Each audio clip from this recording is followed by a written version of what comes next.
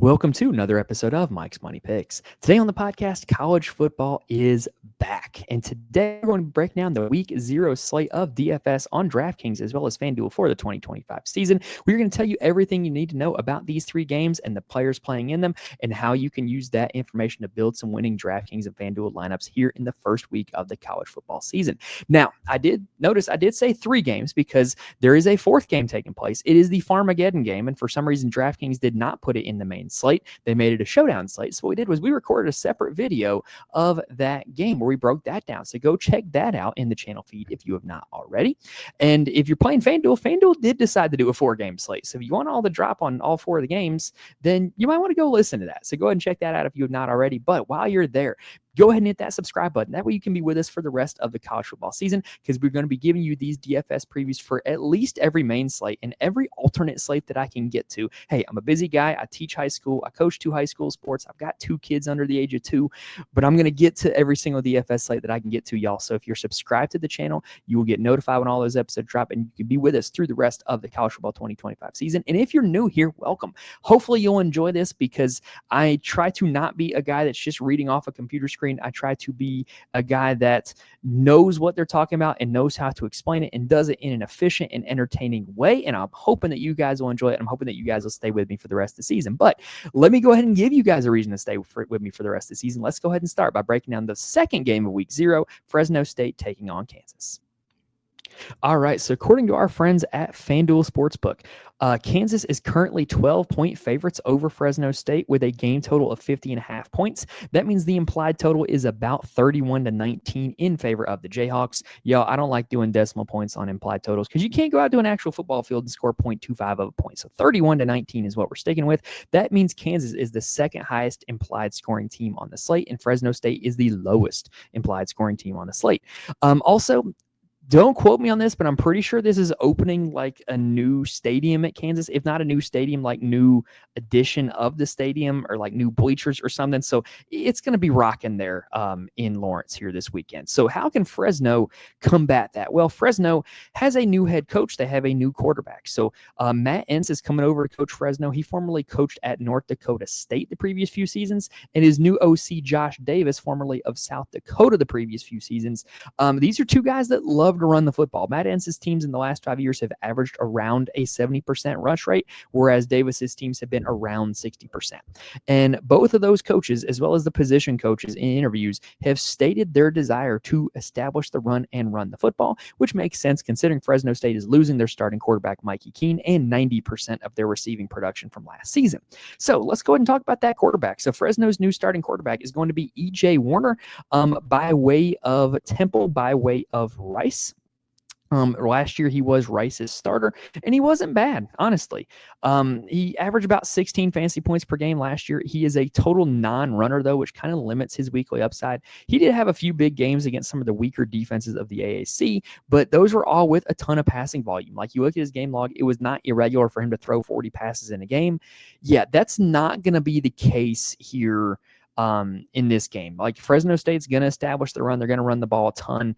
I just don't see him getting to enough passing volume to give you a ton of fantasy points, but his salary is only $5,500, and they're probably going to be trailing most of the game. So I've seen crazier things happen. He could probably give you, I don't know, it'd be a good day if he gave you 18 fantasy points, but I just don't really see him getting there.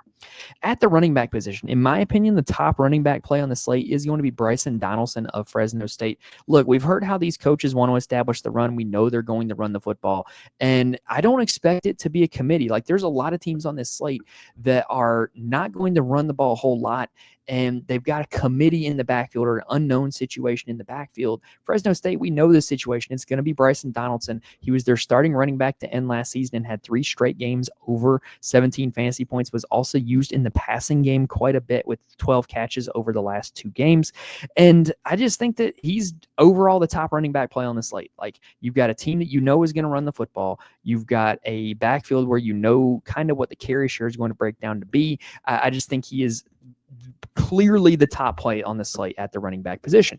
Now, if your argument is, well, what if it does end up being a committee? Well, there's 2 guys that could fill in. Elijah Gilliam did play for Fresno last year, had a decent amount of carries in like the middle part of the season before he ended up being kind of supplanted by Bryson Donaldson. And then Rayshawn Luke is a transfer from Arizona who's coming over. And like I said, this team's going to run the ball a ton, but I expect it to be a lot of Donaldson.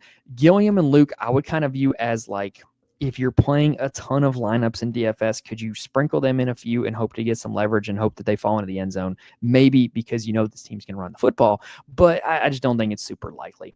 At the wide receiver position, this is a bit of an unknown considering how Fresno lost a ton of their production from last year. As of right now, everything I can find online, and I haven't seen an official depth chart yet, everything I've seen online has it being Josiah Freeman, Jordan Brown as a slot, and then Jaleel McClain as the 3 starting receivers for Fresno, and then Richie Anderson as the tight end. Freeman actually played for Fresno last year and was decent, and like he was actually used quite a bit until his injury. So he's probably the most proven commodity, probably the guy that's most likely to have success here this year. But like I said, this team's not going to throw the ball a whole lot. And then you have Jordan Brown, who's likely to play in the slot. Also did play for Fresno last year, caught 4 passes in the bowl game against Northern Illinois. And then you also have Jaleel McClain. He brings Power 4 experience, but not a whole lot of it. And then also Ezekiel Avett is a guy that might factor into the rotation as well. Just not really a whole lot of known commodities here for Fresno. So one thing I will say when it comes to week 0 and then next week 1, y'all, like a lot of this stuff with some of these teams is going to be speculation thanks to all the player movement that happens in college football now. So I'm probably not going to bat 1,000 on every single guy that I call out as being a starter or being a big part of the offense. But what we are hoping to do here is that on the ones that I do hit on, give you enough information that you can hit home runs instead of batting 1,000. I'd rather have a few home runs than to bat 1,000 and hit a single every time, right? So hopefully we're giving you guys some information that you can use to make some good decisions here. And Fresno is one that I don't think is necessarily worth all the speculation because we don't expect them to have a whole lot of passing volume anyway. Now, on the Kansas side, one thing that is certain is going to be Jalen Daniels starting for the Jayhawks, which seems like he has been in college forever. He is on the Perry Ellis track. Well, if you remember Perry Ellis, the basketball player for Kansas, felt like he was in college for a decade. Jalen Daniels had a little bit of a down year last year for Kansas, not like his typical production, what it had been the previous few seasons. But the good news is they have a new OC coming in who's been with Lance Leipold since his Buffalo days, so he knows the system that Leipold is used to running. Last year, they kind of got a little bit away from that. And so we're hoping to see a little bit of a return to form for Daniels. I don't expect the offensive scheme to change a whole lot, except them getting back to what they did in 2023 and 2022 when Daniels had a lot of success. And the offense last year ranked 23rd overall in rush rate. I would kind of expect that trend to continue. And a lot of that running is going to be with Daniels because he just has a lot of rushing upside in his own right. Like he's a dual threat. He's a great athlete, and he can give you plenty of fantasy points. In that way, he averaged about 7 fantasy points on the ground out of his 18 total. So I wouldn't say he's dependent on the ground, but it's certainly a big part of what he does. And for that reason, I actually don't think you need to stack him with a wide receiver if you intend on playing him. But his upside on the ground does give him a ton of overall upside. Last year, he had 2 games over 30 fantasy points. But shockingly, he was not great in the non-conference schedule. In the first 3 games of the season, he didn't top 23 fantasy points. So I don't really know what to expect from Daniels here. I tend to think that his overall athleticism and his familiarity with this system is going to allow him to score at least 20 DraftKings points. Like I think he has a pretty solid floor. And I think he's definitely worth playing if you're playing enough lineups here on this Saturday. I think there's a few quarterbacks that are going to look more optimal than he does, but he's certainly worth getting into your lineups. At the running back position, so Kansas is having to replace Devin Neal, who went to the NFL, but Daniel Highshaw Jr. is returning. He was in and out of the lineup last year, dealing with some injuries and some other stuff, and I don't really know what it was, but he never really just caught on and had like a big season.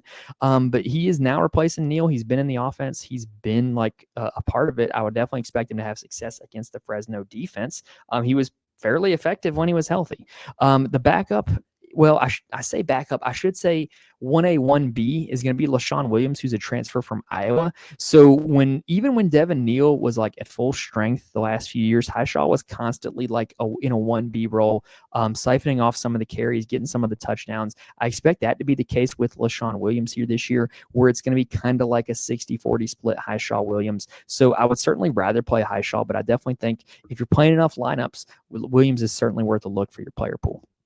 The wide receiver position, Kansas is going to have to replace 3 of their starting wide receivers last year. It's not a great situation to be in, but the good news is that they like the transfer class that they got.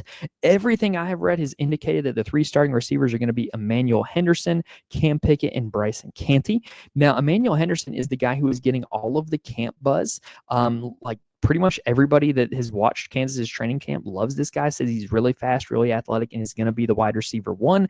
He's a transfer from Alabama, so it makes sense that he's probably the most talented wide receiver on the roster. We have seen Jaylon Daniels have a lot of success with receivers. Last year, it kind of alternated between like being Grimm and Skinner, and there was another guy, I can't remember his name, but basically there would be big games from wide receivers occasionally, even though Daniels is a dual threat guy, doesn't always have the most passing success. But Henderson is a guy that if Kansas is having passing success, it's very likely that he's going to be having success with it. Love him as a play here in this slate. I think you can play him with or without Daniels, and I think you can play Daniels with or without Henderson. Now, if you don't want to play Henderson, Cam Pickett is a transfer from Ball State. So if you are a veteran of last season's Maction, you probably remember watching him, remember him having a few big games in Maction. I think he's pretty solid. He's probably going to play out of the slot, which means he's probably not going to break off a whole lot of big plays, but it means that he could get enough volume to be productive, especially on DraftKings where it is PPR scoring. And then Bryson Canty is a transfer from Columbia, not the South Carolina, but Columbia in the Ivy League. And he was really good there. Question is what his role on this offense is going to be. I don't really know. I would lean Henderson and pick it over Canty, especially considering Canty's been dealing with an injury throughout training camp. Now, after that, Kansas will throw to the tight end, and they do have 2 of them they're going to play. Deshaun Hanukkah is a guy that they expect to start at the tight end position, and Bowden Grown is a transfer from Rice who's expected to play quite a bit. Now, Kansas is replacing both their starting tight ends from last year. I don't think their roles are going to be huge, but they're guys that could certainly steal a touchdown if they just happen to fall into one. All right, that is the first game here of this 3-game slate. We're going to take a quick breather, and then we're going to dive into the next 2. Now, before we continue, I do want to mention, if you do want more information from me, there are ways you can find it. First off, you can follow me on Twitter at Mike's Money Picks. You can reach out to me with any questions you might have. If there's any kind of updates from what I'm talking about here to what ends up happening next Saturday, considering I am recording this almost a week in advance, I'll try to tweet it out. Like if there's any depth chart updates or anything like that, I'll try to get it out there. But also, if you just want any updates from the show, or if you just want to reach out to me personally, Twitter would be a great place to do it, at Mike's Money Picks. I'm also in the Fantasy Corner Discord. Link is in the description in the YouTube video, as well as on the audio feed. The Fantasy Corner Discord is a great place to go if you play DFS for any sport. Got a lot of really smart and really good people who play DFS for a lot of different sports. And if you're looking for anybody to bounce ideas off of or just sweat it out together with, it's just a great place to go. Stumbled over my words a little bit there, y'all. In week 0 form, right? Like I got to get back into mid-season form here. So bear with me. So also, if you do want to know who actually makes my DFS lineups, head on over to the Patreon, patreon.com/Mike's Money Picks. What I do for every single college football DFS slate is I post my core plays for DraftKings as well as FanDuel, as well as why are they are my core plays and my general strategy for the slate. So if you want to check those out, head on over to the Patreon. And then also, it's a new college football season. So if you're looking to sign up for any new DFS site, player prop site, or sportsbook site, head on over to signupexpert.com/Mike's Picks. I'm partnered with Sign Up Expert, and what they do is give you the best promo codes and discounts if you're a new user on any of those sites. So make sure you check that out if you're looking to try something new here this season. Because, we're talking about DFS here, but if you're playing player props on Prize Picks or Underdog or Pick 6 or anything like that, like you can use this information for that, honestly. So now let's go ahead and talk about game number 2. This is the fun one, in my opinion. We've got a Conference USA matchup that is taking place on a Saturday, not a Tuesday. It is between Sam Houston State and Western Kentucky. Western Kentucky is 10.5-point favorites in this game with a game total of 60.5 points. That means the implied total is about 36-25 in favor of Western Kentucky. Now, this is the highest game total on the slate. Western Kentucky has the highest team total on the slate. And a big reason why is we expect both these teams to throw the ball all over the yard. And here's why that matters. Passing teams tend to see more overall plays than running teams do because incomplete passes stop the clock. And the more the clock is stopped, the more plays you get before the clock runs out. Pretty simple math there, right? And so when you have both teams that are going to run up tempo and pass the ball over the yard, you end up in an environment with overall more plays, and overall more plays is going to produce overall more fantasy points. So this is definitely the game that you're going to want to get to if you want to have a lot of fantasy scoring. The problem is that this is probably the hardest game to predict who is going to be doing the fantasy scoring. The only thing that's for certain for these two teams is their quarterbacks. So let's start with Sam Houston State. So Sam Houston was really successful last year with head coach Casey Keeler. He is now at Temple. The new head coach for Sam Houston is Phil Longo, who was formerly the offensive coordinator at Wisconsin and North Carolina before that. Why that is relevant is Phil Longo is a believer in the air raid. He is a pass first guy. He is not a run first guy in the way that Sam Houston was a run first team last season. Just last year, Longo ranked 71st in rush rate at Wisconsin, and he didn't want to run the ball that much. He wanted to throw it more than that, but it was Wisconsin, and that's what you do at Wisconsin is you run the ball. So he kind of went against his ways a little bit to run the ball that much. This offense is going to throw the ball a ton, and the question becomes, is Hunter Watson going to be able to deliver that? Because Hunter Watson last year was a very serviceable player for Sam Houston. I remember playing him on many a Tuesday night last year when Conference USA was playing those Tuesday night games. But he did a lot as a runner. He was known much more as a runner than a passer. Certainly not a high-volume passing offense. He only threw more than 30 passes in a game twice, and I certainly expect him to pass that mark here against Western Kentucky. But the overall belief is that Longo is a quarterback whisperer who is going to get the most out of Hunter Watson in the pass game, in addition to Hunter Watson's already natural skills as a dual threat, and that should allow him to score a lot of fantasy points. I think Watson is being overlooked here on this slate. I think that he's not, on paper, one of the top two plays, but I think he has a ton of upside and is certainly a guy that you can work into your lineups if you want to get different from the perceived top two quarterbacks. I'm going to be playing a lot of Hunter Watson here in this game. Now, at the running back position, Sam Houston State is this one's a doozy. But let's just be honest. Like this is a mess. We've got 3 transfers all vying for the starting job. We don't know who it is yet. Elijah Green is a transfer from Indiana and previously North Carolina who's vying for the starting job. Why does it matter that he played at North Carolina? Well, played for Phil Longo at North Carolina. So there's a chance that familiarity with the system could allow him to start. Or there's Alton McCaskill, who played for Arizona State last year, who's also vying for the starting job. And there's also Shane Porter, who played at North Texas last year, who was actually the best out of all 3 of these guys last year, but it was at North Texas, and he's also vying for the starting job. I haven't seen an official depth chart for this team yet, but depending on which one of them comes out as RB1, I don't even know if there's a whole lot of value there, right? Because this is a team that's going to throw the ball a lot. So I don't know if this is a situation even worth targeting unless we get some big-time clarity on a depth chart. Now, at the wide receiver position, this is what's interesting because if Sam Houston is going to be throwing the ball a lot, you got to have someone to throw it to, right? Now, they do have a little bit of returning production from last year, but they also got a little bit of kind of speculatory plays on here as well. Quavez Humphreys was their second leading receiver last year. He was their deep threat last year. He averaged about 19 yards a catch, which is pretty good. And honestly, he was solid for them last year. Had a few big games. Was just kind of there for a few deep catches whenever you needed him, right? Not bad. If he continues that role this year and gets more deep shots thrown at him, there's a ton of upside in that $5,100 price tag. Here's the one issue, though. Let me continue. and then I'll talk about the issue. So Michael Phoenix was their second leading receiver last year. I mostly remember him from like just scoring random touchdowns on some of those Tuesday night games. And those random touchdowns gave him situations where when he was at the minimum salary, he ended up in optimal lineups because he instantly hit value, right?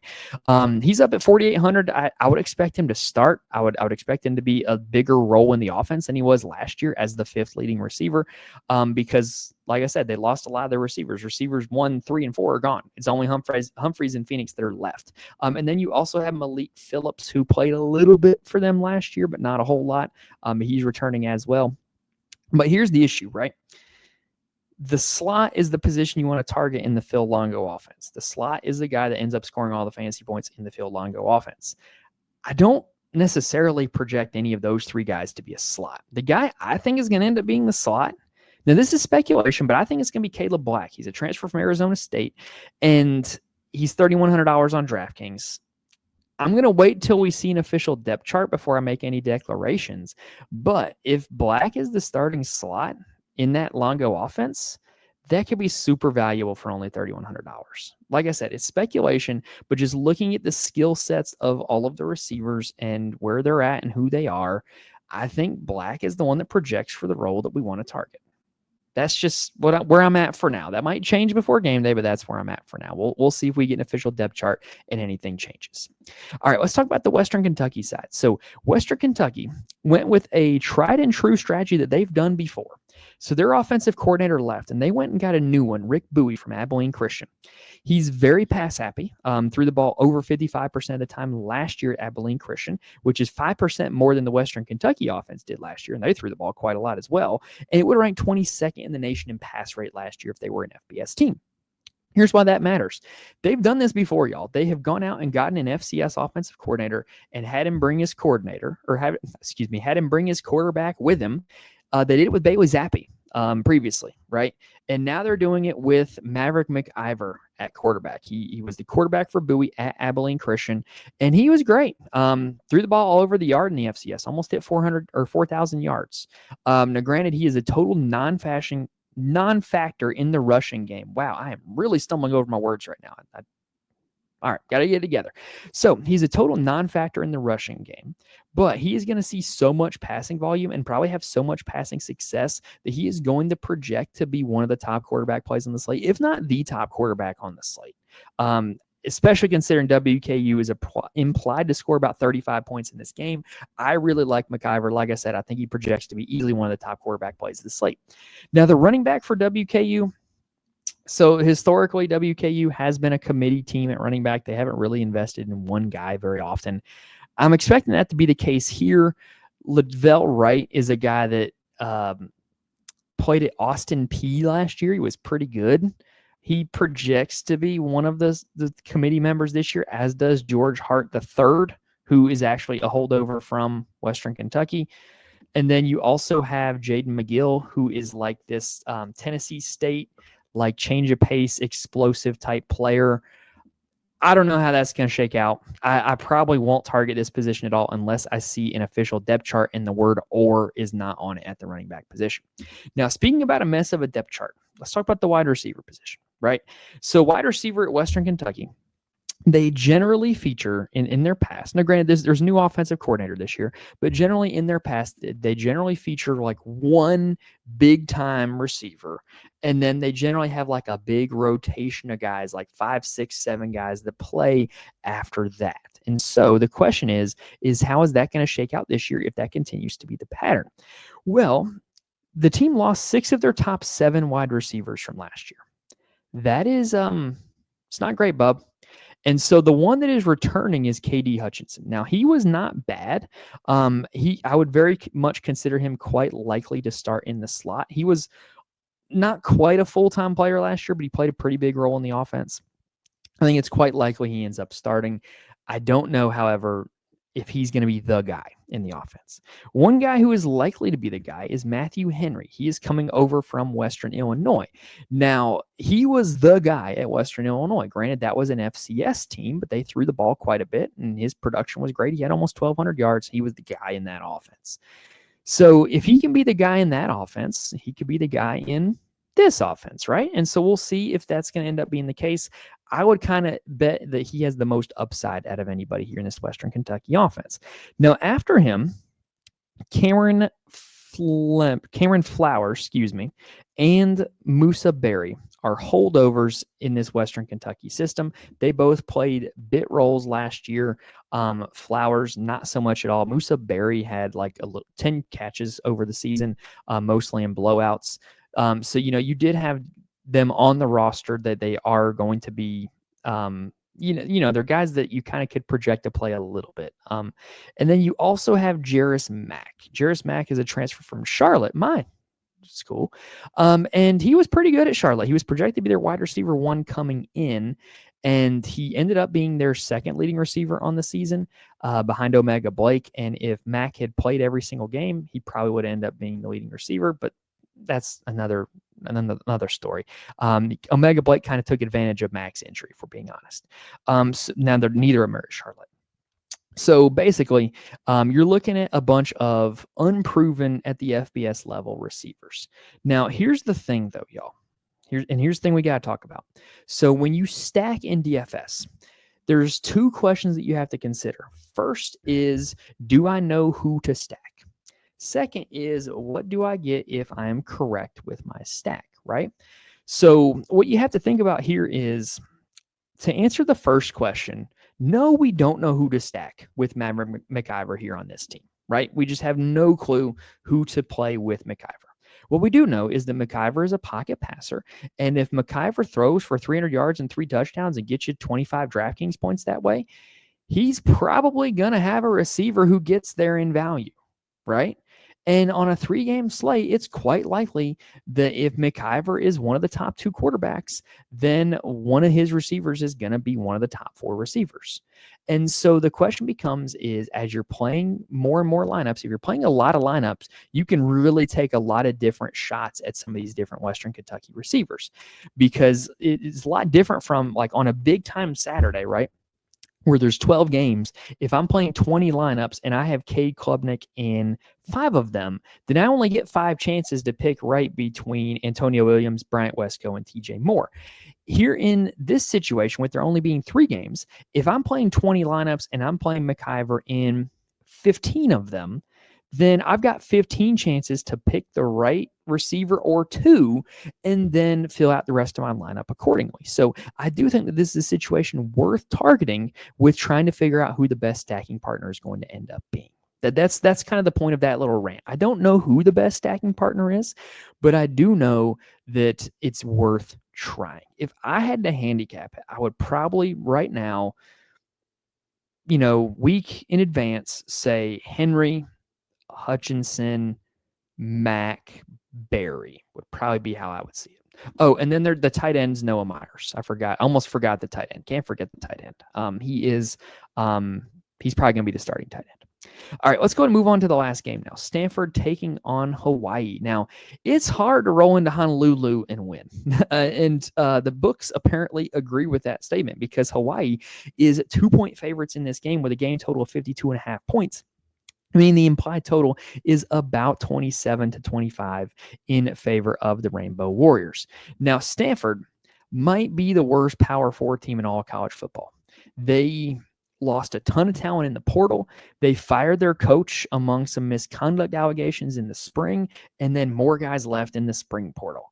It's not looking great for Stanford. But what Andrew Luck did, because Andrew Luck's their general manager now, y'all. What Andrew Luck did was he called up his old buddy from the Colts, Frank Reich, and said, "Hey, Frank, will you come coach this team for a season?" And Frank said, "You know what? As a favor to you, Andrew, I will, because Lord knows this is not going to be fun." And so Frank Reich is just kind of here for a year as an interim, cobbling together like kind of a bunch of misfits on Stanford, trying to win a few games and keep the proud tradition of the program going until they can find a more permanent solution. I say all that to say this. The situation at quarterback is quite similar to the situation at head coach. Ben Goldbranson is a transfer from Oregon State who started 2 games for them last year and scored about 19 fantasy points per game in those 2 starts, 25 and 13.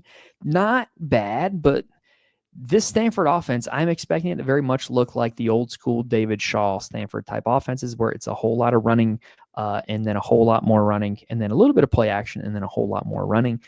So I don't think this is a very good environment for fantasy scoring for a quarterback. But if you're looking at like the 6 starting quarterbacks on the slate, Warner and Gold-Branson are by far the 2 cheapest, and Gold-Branson is actually the cheapest at $5,400. So if you're looking to really save some salary, which I don't think you need to, more on that later here on this slate, Gold-Branson is an option if you want to save some salary. Now, at the running back position, this is what's frustrating because last year I watched Micah Ford run for 122 yards on Clemson, and I'm like, that guy has got something they really need to build around him in the backfield. And what ended up happening was they kind of never did. Like, he was their leading rusher on the season, but he didn't really have a whole lot of big games after that. It was just a full-blown committee at the running back position, and Stanford's offense was not really all that great last year anyway.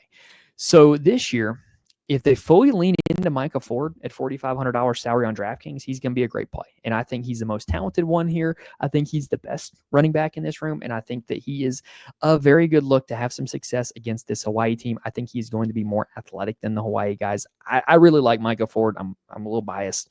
And I think that he's a really good look here on this slate. I just hope that they give him the lion's share of the carries because here's the thing. Following him on the depth chart, we have seen these other guys play for Stanford, right? We've got Cole Tabb, we've got Cedric Irvin, and we've got, Chris Davis Jr., all of whom have played at Stanford, right? And all of them were kind of backups to Micah Ford last year, none of whom had a whole lot of success. The curveball, because we do have an official depth chart for Stanford, is that, oh, by the way, Ford was listed as the RB1. How much that means, we don't really know. Tuna Al-Tahir, transfer from Eastern Washington, was listed as the 4th running back on the depth chart. Chris Davis Jr. was not listed on the depth chart at all. No, in order, it went Ford, Tabb, Irvin, Al-Tahir. So Micah Ford being listed as RB1, hopefully that means something. I think he is the cheap running back play on the slate, in my opinion. Now, at the wide receiver position for Stanford, look, they got to replace a lot at receiver. Alec A. Manners in the NFL, Emmett Mosley's at Texas. There's not a whole lot of proven commodities in this wide receiver room. The listed starters on the official depth chart are C.J. Williams, Caden High, and then Bryce Farrell. Here's a little bit about those 3 guys. C.J. Williams, transfer from Wisconsin, not necessarily a full-time player last year. He's probably the best one out of the group. And then you've got Caden High, who is a transfer from South Carolina State, who was almost a 1,000-yard receiver in FCS football, but this isn't FCS football anymore. And then Bryce Farrell, who played for Stanford last year, but didn't really play a whole lot. And he's now starting. So take that for what it's worth. In all honesty, the best receiving option on the team is probably going to be the tight end, Sam Roush. I actually think he's pretty good. And he averaged about 7 DraftKings points a game last year. He's a guy I've been drafting in a lot of underdog best balls. I really think he's going to be the end-all be-all de facto wide receiver 1 here in this offense. And I really think he's the guy that you want to target in this Stanford passing game. Speaking of passing games, let's talk about Hawaii. Very good segue there. So Hawaii still has a former legend, Timmy Chang, as head coach, and they are still doing Hawaii things and running the run and shoot, right?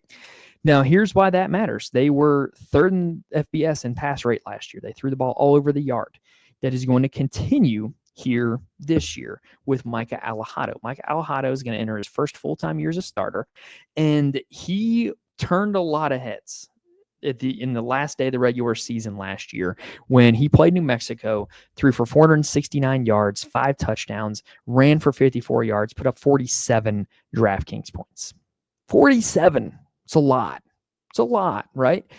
Granted, I do think it's worth saying that New Mexico was one of the worst defenses in all of FBS football last year, but a guy that has 47 DraftKings points ceiling at the quarterback position, we like that a lot. Alejado is one of the top quarterback plays on the slate, knowing that he's coming into a system that's going to ask him to throw the ball a ton, knowing that he does have the ability to go get you those 47 DraftKings points. One of the best quarterback plays on the slate. Now, the running back position is interesting. Landon Sims, at the start of the year, kind of had like this H-backy running back type role, was listed as a tight end on some sites last year, and ended up being the team's leading rusher before the end of the season. This is a team that does not run the ball enough to warrant playing any running back. I'm sorry. Like I like Sims. I like that he was listed at multiple positions on some sites last year, but $4,800 on a team that doesn't run the ball a whole lot, pass. Now, the wide receiver position, this is actually probably the easiest wide receiver room to read on this entire slate. And I mean that. You've got two returning studs in Ashlock and Senecal, right? They were their two best receivers last year. Both caught about 60 balls, both caught 6 touchdowns. They're great, right? Now, the question becomes is if you're playing Alejado, do you stack them with 1 or do you stack them with 2? Let me give you some quick numbers. So last year, and both of them averaged about 14 fantasy points per game. They combined for about 29 fantasy points per game. There were 2 games last year where both of them scored over 20 fantasy points. There were 3 games last year where one scored 20 and the other did not. So what that means is this. Last year, there were situations where stacking them both was profitable. There were situations last year where playing one of them was profitable. What I'm telling you is on average, they gave you about 29 DraftKings points. And so on a slate like this, where there's so much uncertainty at the wide receiver position, if you're looking to kind of play it safe, play Alejado, play both those wide receivers, because I'll take 29 DraftKings points out of 2 wide receiver positions on this slate any day of the week. Now, aside from those 2, Jackson Harris, we've got a revenge game, y'all. He played at Stanford last year. He's now playing for Hawaii. He does project to be a starter. He's gotten some very positive camp buzz in training camp and in spring practice. 4,900 for him. I think no one's going to play him because everybody's going to be playing Ashlock and Senecal. He could be a big-time leverage play on some Alejado stacks. And then also the 4th wide receiver spot is kind of up for grabs. People think it's going to be Carson Papunu, who's going to be the 4th starting wide receiver. And yes, I say 4th starting wide receiver because Hawaii mainly runs 10 personnel as a part of the run and shoot. But it wouldn't shock me if you saw snaps out of Uilata and Farthing and White. I think all 3 of those guys might end up playing. But anyway, that is the Hawaii offense. Let's real quick talk about DFS strategy, and then we're going to get on out of here, right? So basically, it's a 3-game slate.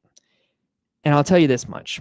It never plays out exactly how you think it should. Like if you play what you think is going to be the exact optimal lineup, it's probably not going to happen. And you're probably going to be duplicated by like 20 different people in your contest, right?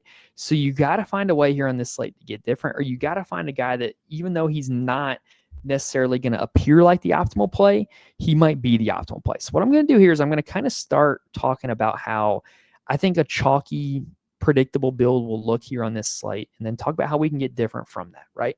So I think a lot of people are just going to plug in Alejado and McIver as their 2 quarterbacks, right? And that's going to be a super common start. They're in offenses that throw the ball over the yard. They have the 2 highest implied team totals on the slate, or 2 of the 3, I guess. Easy looks there, right? At the running back position, everybody's going to play Donaldson because that's the one offense that we know is going to run the football a ton. At the wide receiver position, like I said, they're going to play one of the Hawaii guys, either Ashlock or Senecal, maybe both. From there, you've got a ton of options, right? There's a ton of ways we can get different with the rest of the lineup, but everybody's going to start there. So if you want to start there, fine. Like that, I think that's a decent start to a build, but just know that you're going to need to find ways to get different with your last 3 players if that's your start, because that's how everybody else is going to be starting. One way I think that could be real easy to get different, and y'all might call me crazy for doing this, I think you could start with Hunter Watson for Sam Houston as one of your quarterbacks. The only problem is that I feel like you really are going to want a piece of this Western Kentucky offense, quarterback by McIver. And if you're not playing McIver, are you really going to go out on a limb and play one of those Western Kentucky wide receivers and hope that they're the one that ends up catching all the passes? I don't know. Like it's really hard to sell yourself on a lot of strategies that are going to make you different, but it's going to be necessary to be different in order to make a winning lineup here on this 3-game slate. So that's just kind of what I want to talk about there at the end. Anyway, that is going to do it here for this episode. Like I said, we're going to be back all season long. So make sure you subscribe to the channel so that way you can be with us here for all of those episodes. And if this video today helped you out, make sure you hit that like button on YouTube. Make sure you rate and review if you're listening on audio. I cannot stress enough how much I appreciate when you guys do that and how helpful it is to the growth of the YouTube channel. So please help me out, hit that like button, go rate interview. I cannot stress enough how much I appreciate it. But yeah, hopefully you guys like this. If you're new, hopefully you like this first episode. Hopefully you'll come back with us for the rest of the season. But that's pretty much what we do here. We go game by game. We tell you what you need to know, and then we dip on out because we're not going to stay and be here longer than we have to be because we're already going on 30 minutes, which means I talked about 12 minutes per game, which is a lot. It'd be really, really a lot if I was doing a 12-game slate instead of a 3-game slate. So when we have the week 1 slate, I'm going to have to figure out ways to be a little bit more succinct, but hopefully for a 3-game slate, I gave you guys all the details you need in order to build some winning lineups for this DraftKings and FanDuel slate. Like I said, y'all, the point here is to give you guys the information and help you guys. So we're going to go ahead and end the episode there. But best of luck to you guys on this week 0 slate. I'm very excited for it. I'm looking forward to it. And I hope that came out in the video, how excited and just kind of anticipating I am of this week 0 slate. Hope you guys enjoy it like I will. Thank you guys for watching the list to this point, and I will see you guys next time.